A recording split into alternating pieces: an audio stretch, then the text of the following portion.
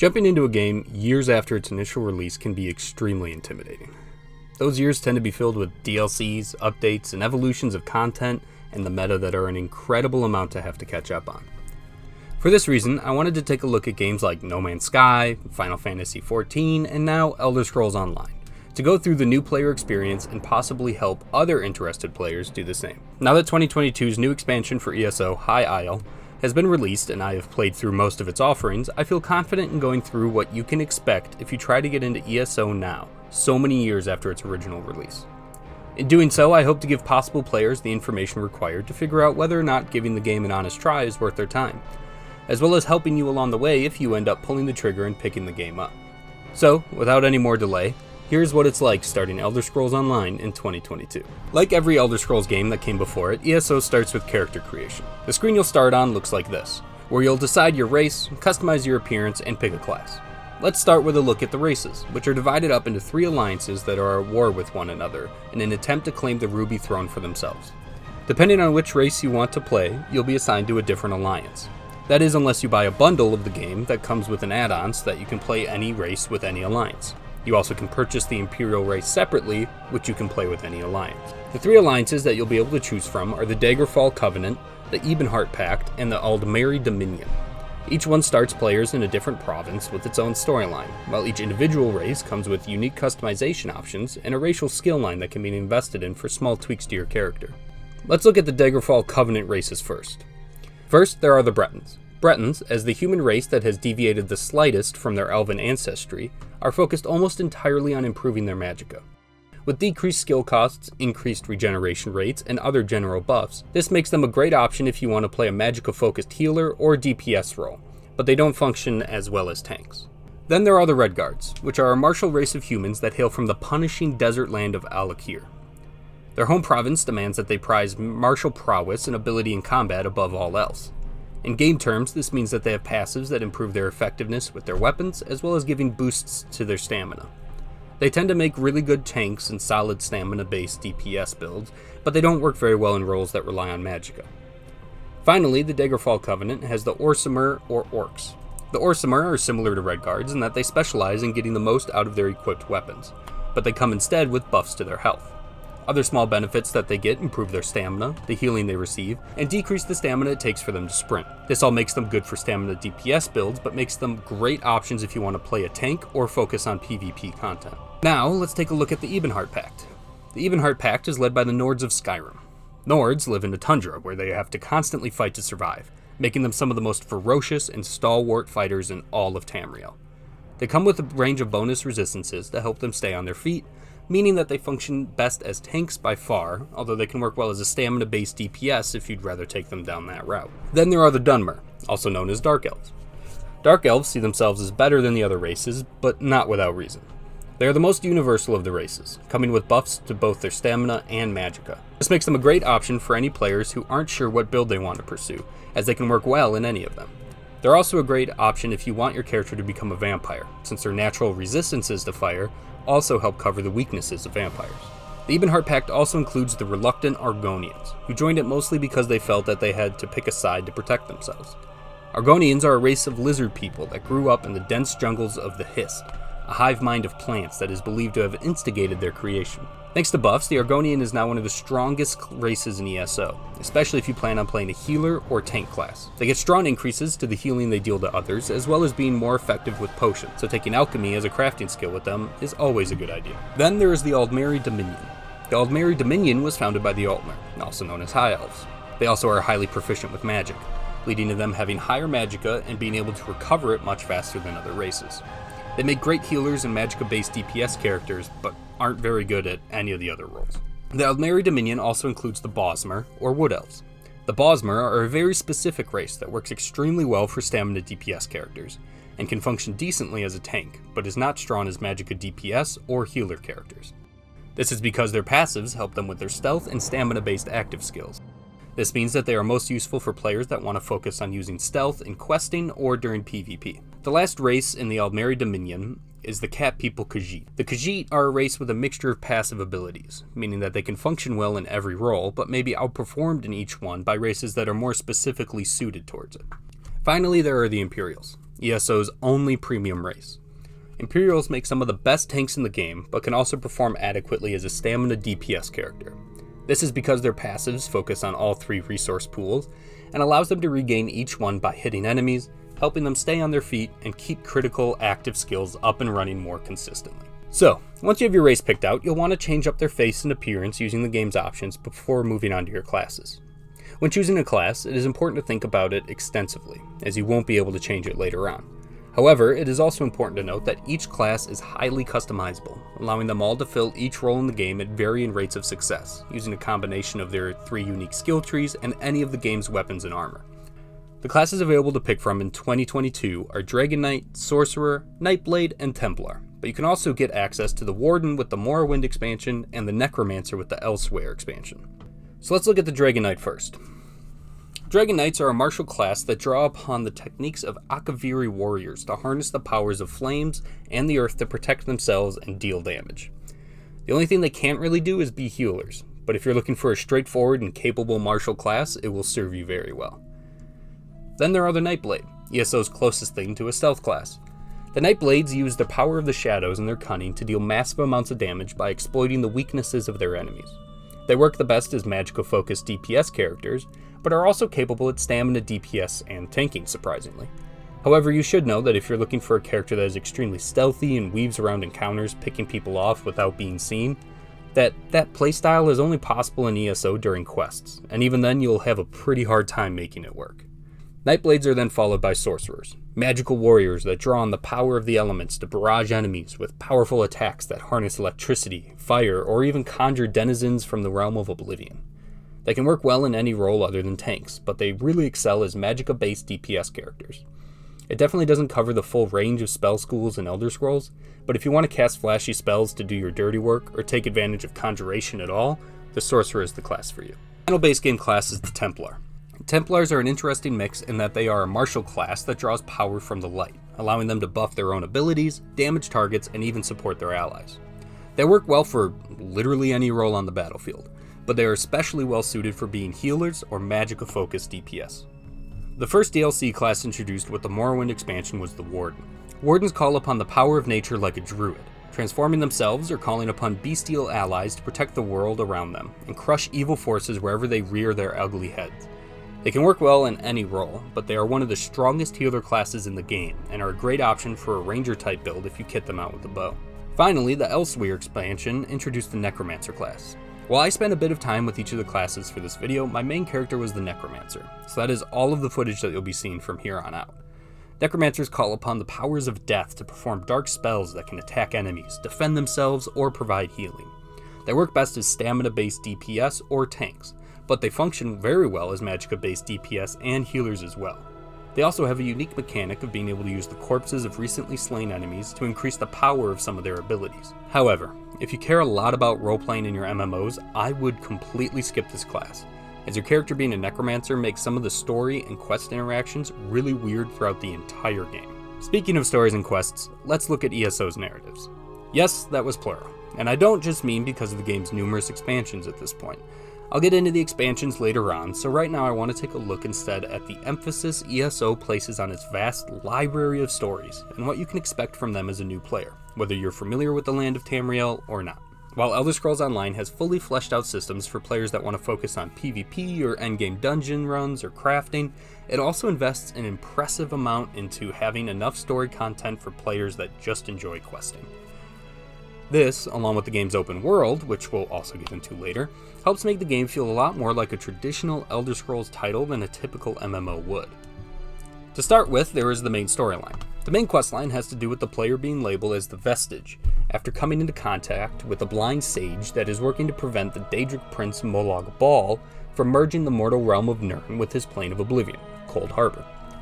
To stop Molag Bal, you have to save various members of an old group of adventurers known as the Five Companions, who were tricked into destroying the Amulet of Kings, allowing denizens of Oblivion to force their will on the mortal realm.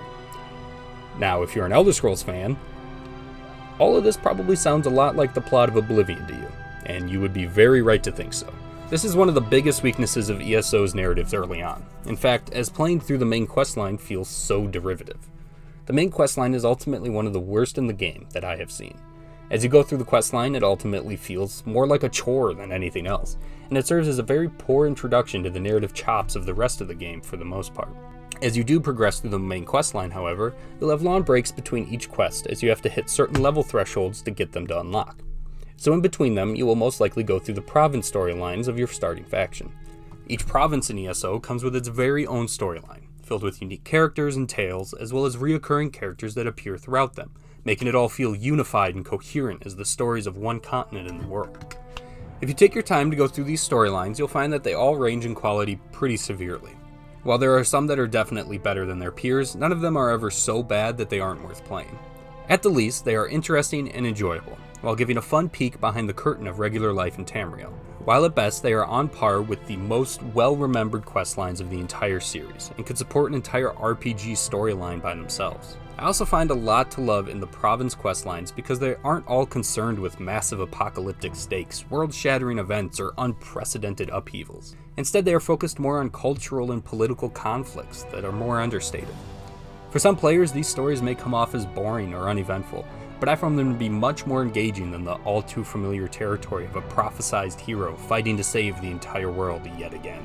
This smaller scale to the province questlines also helps make tackling the game's numerous side quests and storylines feel much more natural. In the world of ESO, you aren't treated like a once-in-a-neon hero that has the fate of every living thing on their shoulders, at least outside of the main quest. Instead, you are just a capable adventurer that gets tied up in various events across the continent because of their ability and connections with other friends they've made along the way. Your smaller status in the world makes it feel much more natural for you to stop along your way to lend a hand to someone in need. The side quests in ESO also cover a range of qualities, but for the most part they give a small look at the lives of everyday people of Tamriel, but tend to not be nearly as interesting or rewarding as other activities in the game. All things considered, I think the biggest hindrance of Elder Scrolls Online's narratives and quests is their lack of player choice or agency. This is nearly impossible to circumvent as an MMO, but it does feel disappointing as the game gives you choices to make that don't end up having any real effect beyond a few different lines of dialogue or a slightly tweaked piece of the environment that is hardly noticeable. This doesn't detract too much from the overall experience, but don't go in expecting to make large story decisions that have an impact on where the game or even just side quests go.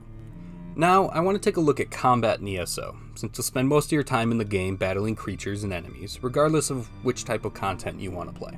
Any class can use any type of weapon in the game, and you'll get the opportunity during the tutorial to test out each one and see what you prefer. There are one-handed weapons that can be paired with a shield or dual-wielded, bows, two-handed weapons, and staves that can be both restoration or destruction types.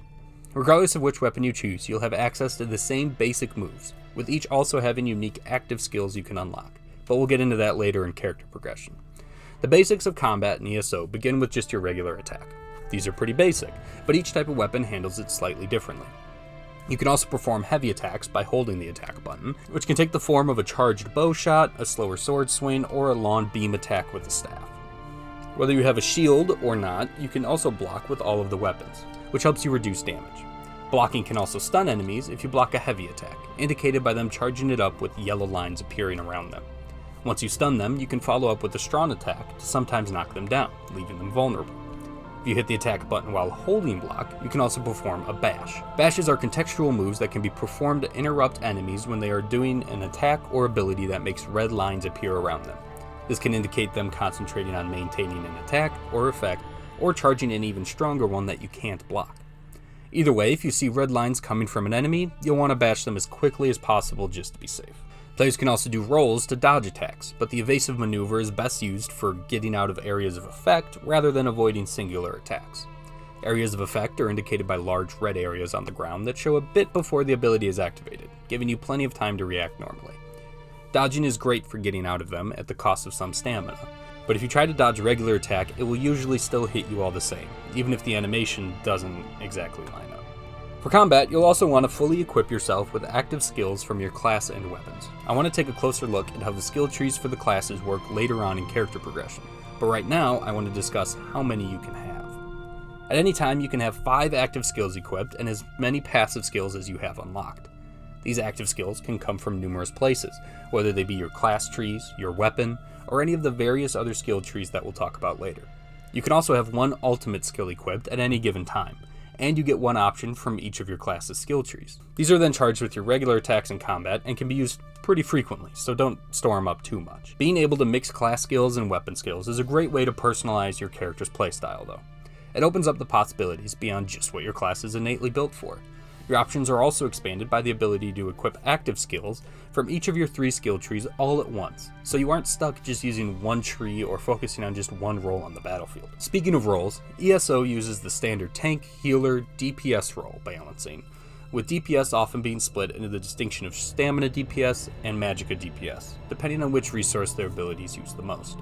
This triangle of roles will be nothing new for players that are familiar with MMOs or even other games like Overwatch. However, the roles do operate a bit differently in ESO. For one, tanks have a lot more to do than just keep enemy attention on them and soak up damage. That is still an important part of their role, but a good tank will also keep teammates buffed and keep enemies in optimal positions for the group. This will depend on the composition of the group you're playing in, but it is a very important aspect of tanking in higher level content of ESO. Playing a DPS role is exactly what it sounds like. It makes you responsible for dealing as much damage as you can as quickly as possible. For most of the game, there are many ways to go about this, but in high level content you'll end up being more restricted. Being an effective DPS character means understanding and establishing a good skill rotation to maximize your output. There's too much to go into in this video, and I honestly did not spend enough time in a DPS role to speak on it with any authority, but the ESO community has plenty of great guides available to help you craft an optimal build regardless of your class. The healer role in ESO also tends to be a bit more layered than what I have found in other MMOs. While there are a few different ways to approach it depending on your class, healing in PvE content tends to be much less reactive, and also puts an emphasis on buffing your fellow party members and keeping good positioning to avoid going down yourself. Now don't worry too much right now about which role you want to follow, as they are all easily changed up at any point. They also don't matter much when you're questing or doing low-level PvE content, and really only take on a bigger part of your experience once you get to high-level dungeons and trials. But now that we've gone through the roles in ESO, I want to take a look at the bosses in the game, because you'll be facing a countless number of them throughout your playthrough. Bosses in Elder Scrolls Online range from powerful orcs and plate mail to gargantuan demons that spew fire to powerful wizards. There is every type of boss imaginable here, and they also cover the full spectrum of quality. There are many smaller bosses you will face during the early storylines of the game, or in side quests, that are so easily squashed that they feel completely lackluster. But then there are some that are introducing their own mechanics, have great spectacle, and are blasts to fight. Then there are some that just take so long to whittle down their health and don't do enough interesting moves to be much of a challenge at all. While the inconsistency of the game's boss fights is disappointing, they definitely trend closer to good than bad. This is especially true when looking at the bosses and group activities. The game's bosses have also generally improved over the game's lifespan, with even the ones present in the main quest lines of later expansions being a blast of fight that I wouldn't mind revisiting during dungeon rotations. The final part of combat that I want to go over is also one of my favorites when it comes to ESO. It is the feature that lets you have 2 loadouts equipped at any time, each tied to a different weapon. Each of the loadouts lets you fill up your skill bar and ultimate with different options, and you can switch between them at any time, even during combat. This feature is great, because it can be used in 2 ways that both increase the fun you'll have with ESO. The first is how I used it for most of my time with the game, and it was to functionally have my Necromancer fulfill 2 roles. One was a healer with the restoration staff and complementary skills, while the second was a sword and shield that was more akin to a DPS build. This way, when I was playing alone, I could deal with enemies quickly on my own, but could easily swap to a healer role if I was playing with friends or doing a group activity or 2. It also was helpful so that if I was playing my DPS loadout and got too close to dying, I could switch to healer and perk myself back up easily. The second way to use it is what I ended up doing once I reached high level content.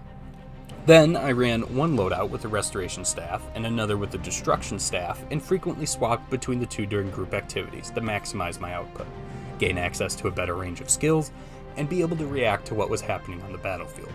Whichever way you decide to use the feature, I can't recommend that you use it enough. Unlocking it felt as though it really opened up the possibilities of my class, and really made it clear just how varied and customizable it is, even on just a single character. Now let's get into the open world.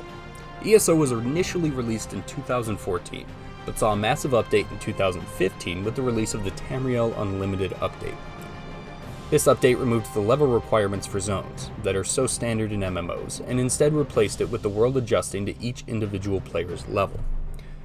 This made two massive changes to playing ESO that I can't imagine playing without now.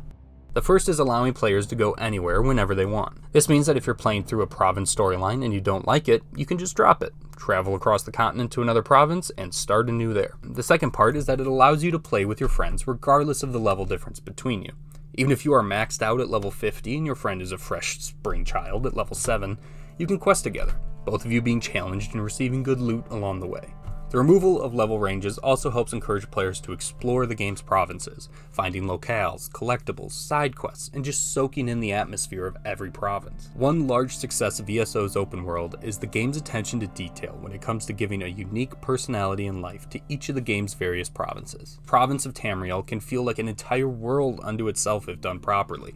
Just look at the likes of Morrowind, Oblivion, and Skyrim. But one would not be blamed for being concerned about how thoroughly ESO could represent each province in their own right due to the sheer number of them included in the MMO. But ESO actually does a fantastic job of doing just that. Each one feels fully realized. They each adhere to different cultures, attitudes, and societal priorities. Every city is unique and follows an architectural style that allows it to feel right at home in its surrounding environment. The characters and side quests of each fit right in and act distinctly from the other areas that you can travel to. Even provinces that seem as though they might end up feeling similar to one another do an excellent job of emphasizing unique parts of their culture to stand out. As you travel to the different provinces, you'll be free to explore them as you wish. The exploration in ESO is the best I've ever found in an MMO. It is natural, beautiful, makes you feel like you're really seeing the land for yourself, and it has various collectibles and resources to gather along the way. We'll get into crafting later on here, but no matter which crafting skill you end up following, you'll have to gather resources in the wild, and one of the most fun ways to do that is to just walk around and find them. You can also find beautiful vistas that grant you experience, public dungeons that anyone can walk into at any time, collectible books, stations to craft province-specific gear, and sky shards. Sky shards in particular are important because for every 3 that you find, you are rewarded with a skill point to continue leveling up your character's abilities. All of these elements make exploring the wild areas of each province feel truly worthwhile, which helps players to feel more attached to the lands they visit in a way beyond what quests can do by themselves. Of course, ESO wouldn't be an MMO if there weren't mounts to help you run around the ranges of open space, and oh boy does the game have mounts. There are too many mounts to count, each falling into numerous categories. There are plenty that players can earn in-game, but most have to be purchased with microtransactions. There are also no flying mounts or multi-rider mounts, so don't get your hopes up there. One of the most lucrative parts of open world exploration, however, are the world events. Most provinces in the game have different world events and bosses that players can team up to tackle, with each having a different flavor that coincides with the local story. However, they tend to share common structures. Players team up to fight waves of enemies so that they can get a bunch of high-end loot at the end, and that's usually it. None of that is bad, and they actually tend to be a ton of fun. Outside of world events, provinces are also filled with random enemies that you can run into. Oftentimes, you are able to simply run away and avoid dealing with them, but other times you'll have to fight them. These fights are usually dealt with quickly enough, but each type of enemy have unique movesets to have their own identity as well, helping them feel more exciting to fight the first couple of times. You can also find enemies in small events that make the world feel a lot more alive. Short scenes like a bear scratching its back against a tree, or a failed knight crawling away from a giant fire lizard, may not seem very exciting on the surface, but it helps make the world you're running around in feel so much more alive and fully realized. And it is a step above the likes of even mainline Elder Scrolls games, where enemies just run out of nowhere and attack you. If you don't want to deal with any of that garbage, however, ESO does have fast travel. To use it, you have to first find waypoints that you can interact with to travel to any other waypoint you visited before. This is most useful for traveling from province to province, as running back and forth through the wilderness is a solid way to get crafting materials early on. You also can fast travel to waypoints at any time, but doing so without using a waypoint first will cost you gold depending on how far it is you're traveling. The last part of ESO's open world that I feel the need to talk about is arguably its worst aspect, and it has an impact on much more than just player exploration. This is the general lack of instancing. ESO does use instancing in some cases, but I would argue that in many cases it does not use enough.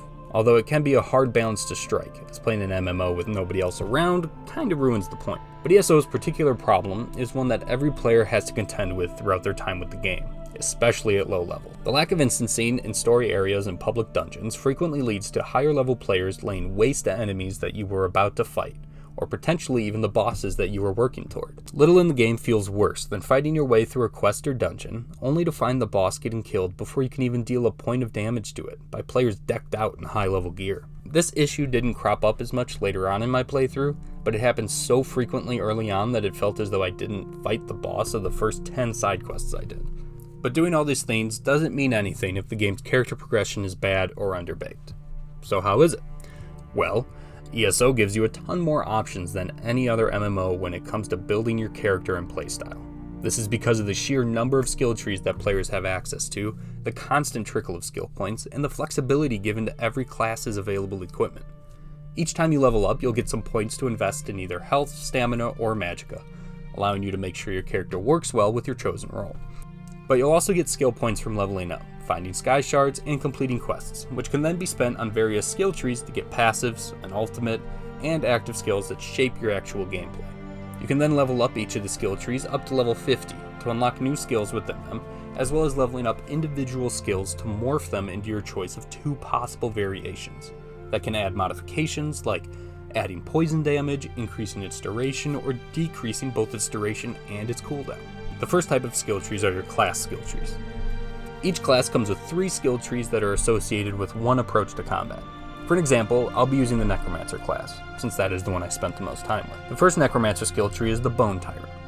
The Bone Tyrant is the Necromancer's tank skill tree that focuses on increasing your armor, keeping enemy attention on you, and boosting your damage resistances. Its ultimate ability allows you to turn into a massive skeleton construct that deals extra damage and has boosted resistances and defenses. The second skill tree is the Gravelord, or the Necromancer's DPS skill tree. The DPS abilities include summoning a kamikaze skeleton, throwing a skull that gets buffed after you summon 3 times, and a friendly mage skeleton that will fight alongside you.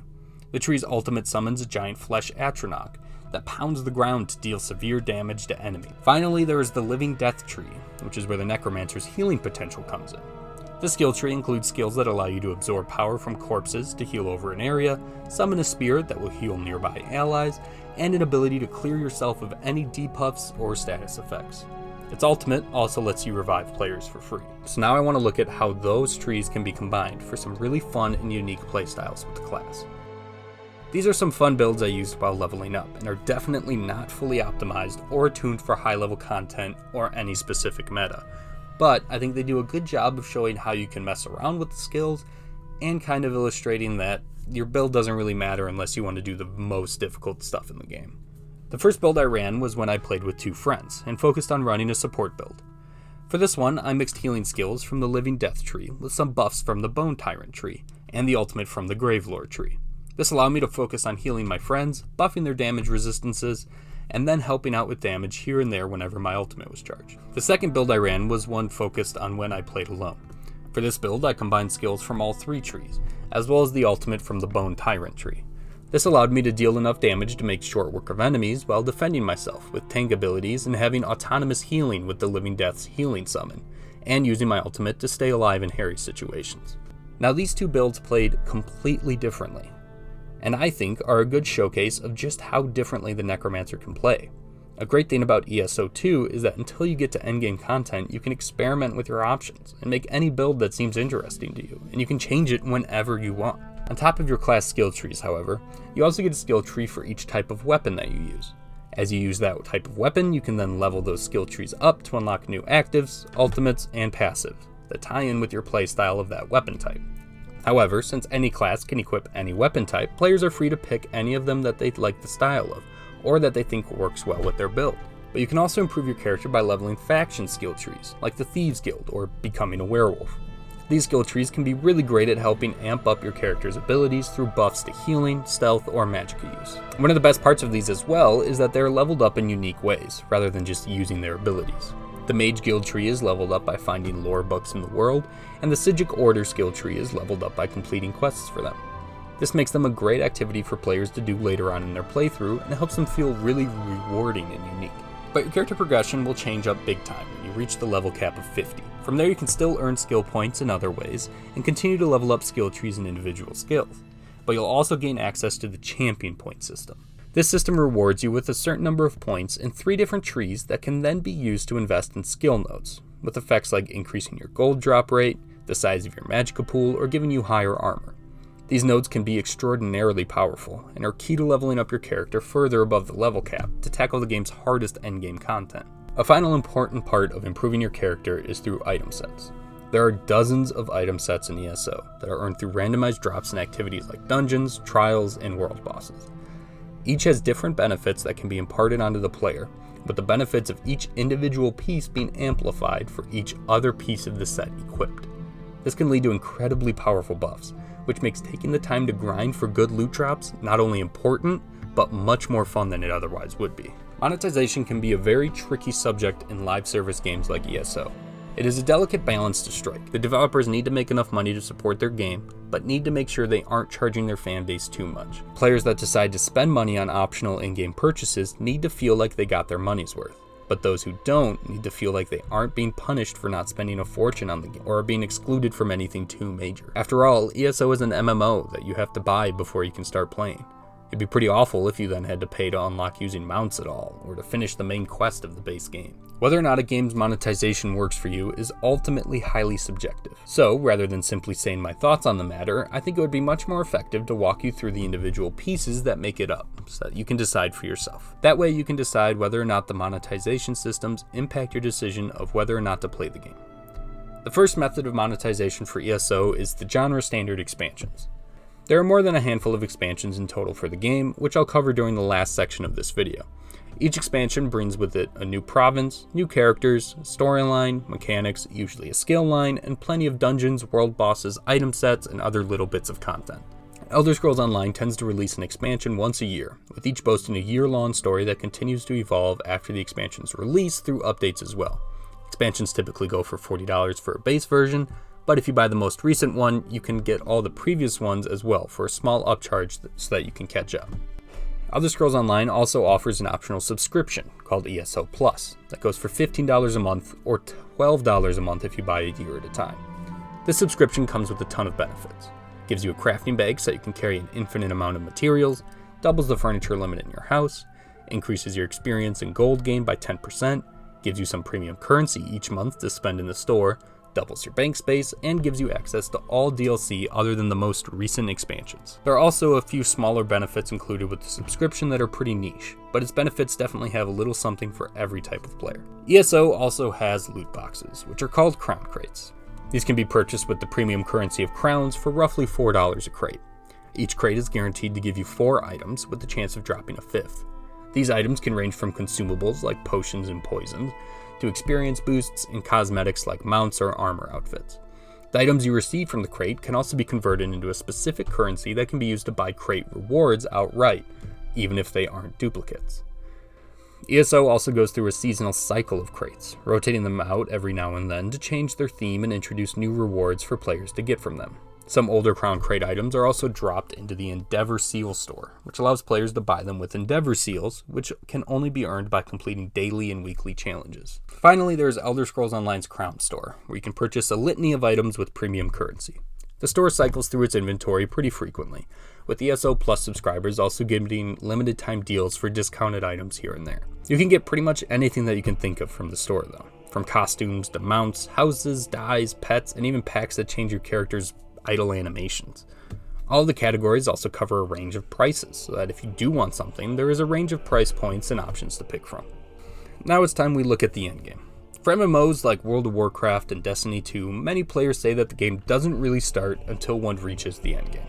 To be honest, I don't think that is really the case for ESO. That does not mean that there is a complete lack of endgame to be found here, but there is no staunchly defined endgame progression beyond your character's champion points. This means that reaching ESO's endgame leaves the player with a few different options, depending on what catches their attention. The next few sections of this video will highlight these options, but I think it is important to note that you can do as much of any or all of them as you wish. So if one sounds like a waste of time, you can just completely avoid it. So before taking a look at the other parts of ESO's endgame, I want to explore its more traditional aspects. The first part of ESO's traditional endgame offerings are the trials, which are equivalent to raids in other MMOs. Each expansion comes with at least one trial for players to tackle, and each one has unique challenges, item sets, and some really great mechanics and encounter designs. They each allow groups of up to 12 players to run through them, but there is no matchmaking to help you find a group. There is also a weekly leaderboard for trials, so if you end up loving them, you can grind it out to reach the top of the leaderboard in each week's featured trial. Reaching level 50 also unlocks veteran dungeons, which are more difficult versions of the dungeons throughout the rest of the game. These are really hard, and you'll find that you will need a solid build before even dreaming of making it through one alive. Veteran dungeons do have matchmaking, but because of the difficulty, I recommend trying to find a group to play with, at least for the first few times until you get comfortable with the difficulty. Another option of the endgame is to continue questing across the land of Tamriel. There are so many side quests, expansion quests, storylines, and exploration incentives that you can easily spend dozens of hours just wrapping up all the additional content if you want to. Even better, because of ESO's leveling and loot mechanics, you'll still get items worth chasing, while also unlocking new champion points to continue improving after reaching max level. The final endgame option that I want to talk about during this section is role-playing. While Elder Scrolls Online does not have designated role-playing servers, there are still plenty of players that take role-playing in the MMO quite seriously. If you are interested in playing the game that way, you shouldn't have any problem finding like-minded players, and guilds are constantly recruiting anyone who wants to roleplay with them. Now though, it's time we take a look at some of the game's other systems and features that spill over into the endgame. One of the most contentious parts of ESO's endgame is the housing meta. Now thankfully, there are not issues in this MMO similar to those in Final Fantasy XIV where players have to play a housing lottery to even get a house, but there are still some issues that players will come across. But before we get into all of that, let's just cover the basics. So you want to get a house. Well, you can get one for free in some provinces, but it is just a small room at an inn. So if you really want to get into customizing a house of your own, you'll have to buy one with real money. Luckily, there is a range of price points available, and the Crown store is well organized so that you can search for ones within your price range. These houses range from comfortable townhomes to fantastical mansions, so you shouldn't have any trouble finding one that fits your taste or character. Regardless of which one you get though, it is completely instanced, keeping it separate from any uninvited players in the wider game world. Once you have a house though, it's time to start furnishing it. There are loads of furnishing options, way too many to count even, and there are multiple ways to get them. You can purchase them from furnishing stores, unlock pieces for in-game achievements, or even craft them with any of the crafting skills. Other pieces of furniture can also be purchased in bundles from the Crown store, allowing you to get guests that stay at your house or other unique themed pieces. What's really impressive, however, is the sheer variety of pieces that you can get for your house. From standard furniture to crafting stations to even skeletons that you can fight to practice builds or weapons on. As you go about customizing your house, there will just keep being more and new options to discover. The main issue that the community has with furnishing, however, comes in the form of how expensive it can be. This is why it is typically saved as an endgame activity, as getting rare or especially nice pieces can cost you thousands of gold each time, and the prices of everything constantly inflate and dip with erratic demand shifts. But once you do start getting furniture pieces, it is very impressive just how customizable they are when placing them in your home. They are not just for filling predetermined slots in rooms, but instead you can intricately rotate, move, and stack pieces to get everything just how you want it. Now the complexity of the system can make it cumbersome and a bit clunky at times, but the trade-off is more than worth it, because you can make some extremely impressive scenes with enough time and money. Like most MMOs, ESO also has robust crafting systems that occupy the endgame hours for many players. However, I highly recommend that you adopt at least one of them earlier than that to make piecemeal progress as you progress through the game. What really blew me away when it came to this game's crafting though is the intricacies present in each one. For instance, let's look at blacksmithing first. So as you would expect to do any blacksmithing, you have to first mine ore found out across the world, that can then be refined into pieces to make metal armor and weapons. My favorite part about the system, however, is that you can use style materials to change the appearance of each item. Two characters may both make an iron helmet, but one may change the appearance with an orcish style material while the other a Nordic, resulting in both helmets looking completely different.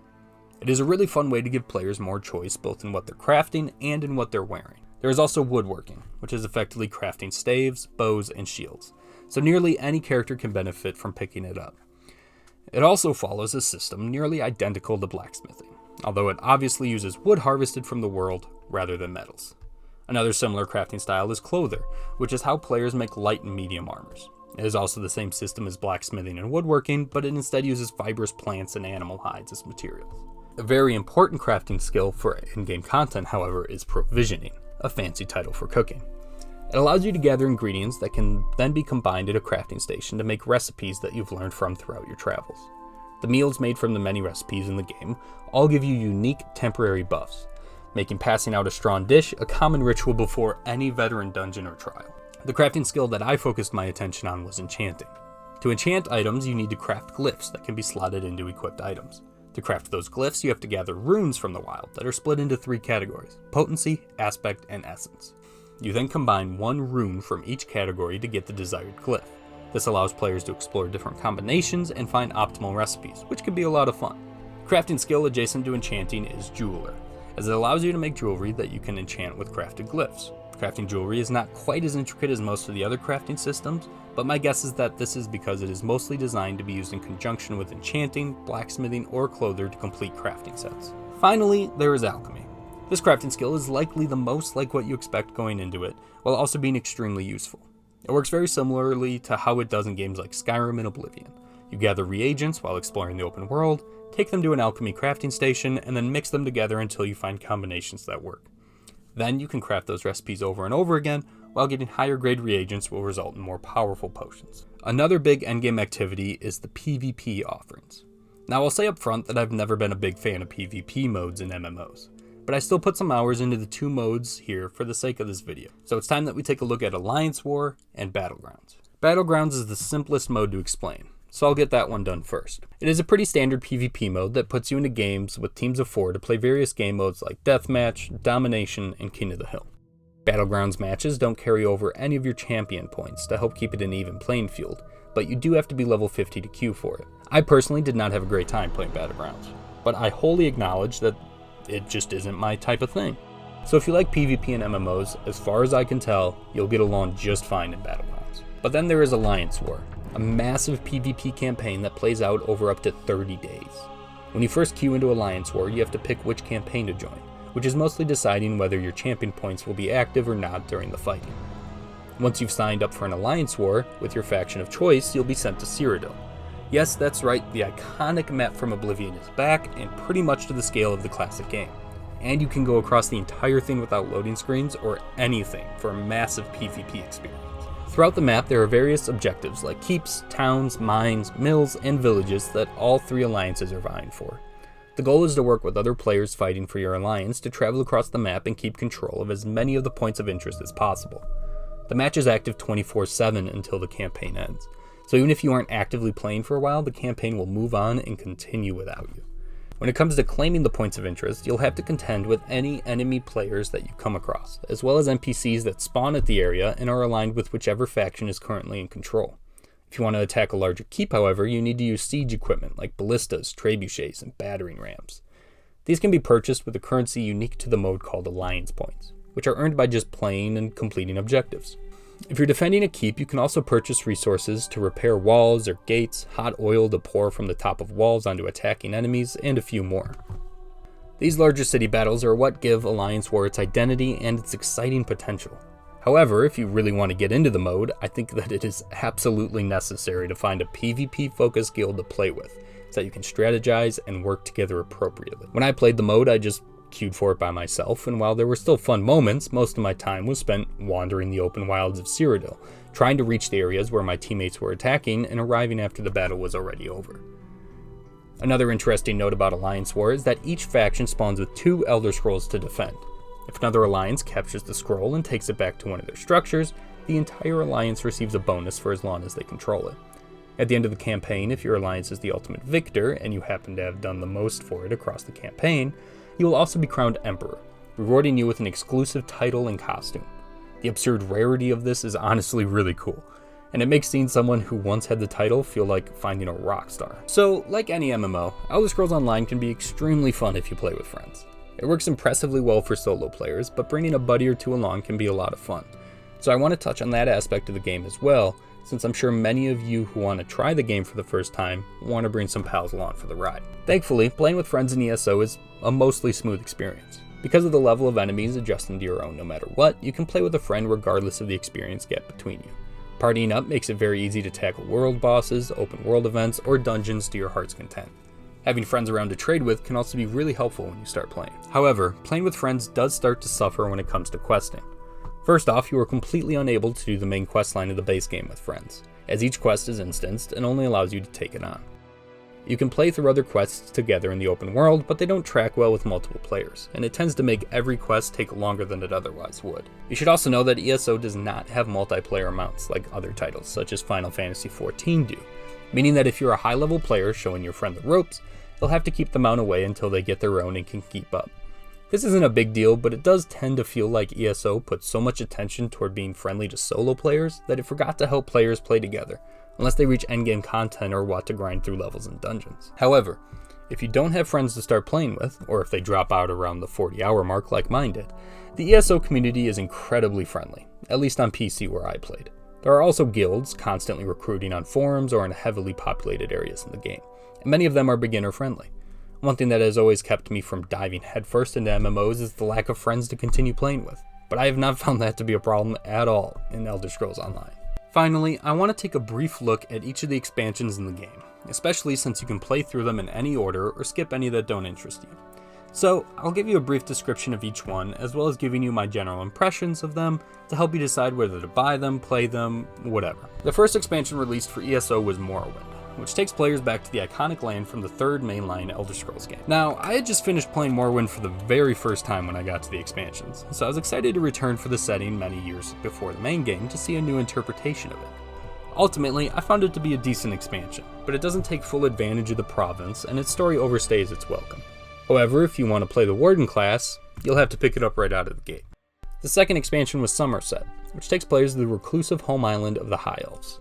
I enjoyed this expansion much more than Morrowind, and it was the first main questline story that I found to be really engaging. It also has some very interesting lore implications, as it allows players to interact with the Psijic Order, giving them a skill tree that is an absolute must for healers.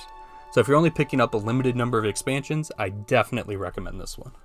Then came Elsewhere, which introduced the Necromancer class, and a story revolving around fighting some dragons that you may have played a role in setting free. The expansion overall has some really great environments, and while the story is a tad lackluster, it brings a lot to the table in the form of boss fights that are cinematic while also being mechanically dense. Then came Greymoor, which tells a pretty generic storyline revolving around vampires in Western Skyrim. This one was pretty lackluster, but it's still worth getting if you're hoping to make a vampire character or want to get into housing, as it includes the Antiquities activity that lets you chase down unique furniture. After Greymoor came Blackwood, which treads familiar ground as Mehrunes Dagon makes an attempt to invade the mortal plane of Nirn and claim it for himself. The story is mostly fine, but if you're a fan of Oblivion, this expansion is almost entirely worth it just to see a modern rendering of the iconic Deadland. It also introduced the companion system, which is an absolute game changer, as it allows you to bring an AI friend with you, customize their gear, level them up, and even go on personal quests to get to know them better. Most recently, ESO received the High Isle expansion that takes players to the Breton Home Archipelago. The expansion's main quest is on the shorter side, but it is energetic enough to feel like a full story. The expansion also introduces 2 new companions and even a full card game that, while unconventional, is a lot of fun once you start figuring it out. After playing through all of the expansions in order, I can honestly say that High Isle is likely my favorite. So if you're going to get any, I recommend getting this one. Both because it is the most recent, but also because the older expansions are usually included with it, which gives you an absurd amount of content to play through. So I have to admit that coming up with a conclusion for this video has felt daunting to me since I first started the script. Elder Scrolls in general has consumed so much of my free time, as around the same time I started playing ESO, I also started going through all of the mainline games in the series as well. It has been such a marathon of stories and adventures in Tamriel that it has claimed a very special place in my heart, and summing it up here seems like a tall order. However, that is sort of the magic of Elder Scrolls Online. It is so sprawling and ever-evolving that for Elder Scrolls fans it is a treat that just keeps on giving. It feels like such a love letter to the world and lore that the series has built, and shows it off on a brand new scale. It is also a solid sell for fans of action MMOs. It gives you so many choices with how to build your character and what content to pursue, that there is always something for every type of player to do. Of course, if you are an Elder Scrolls fan that doesn't have a taste for MMOs, you're better holding off on this one, unless you can really get it cheap during a sale to try it out for yourself. But if you are looking for a new MMO or want to try one out for the first time, I can't recommend Elder Scrolls Online enough. Thanks for checking out our video discussing what it's like coming to ESO as a new player in 2022. And if you stayed around until the end, thanks even more. I'm honestly impressed. If you end up checking out ESO yourself, make sure to leave a comment below and let us know if you'd be interested in more videos like this. Also, Make sure to subscribe to catch all of our gaming videos in the future.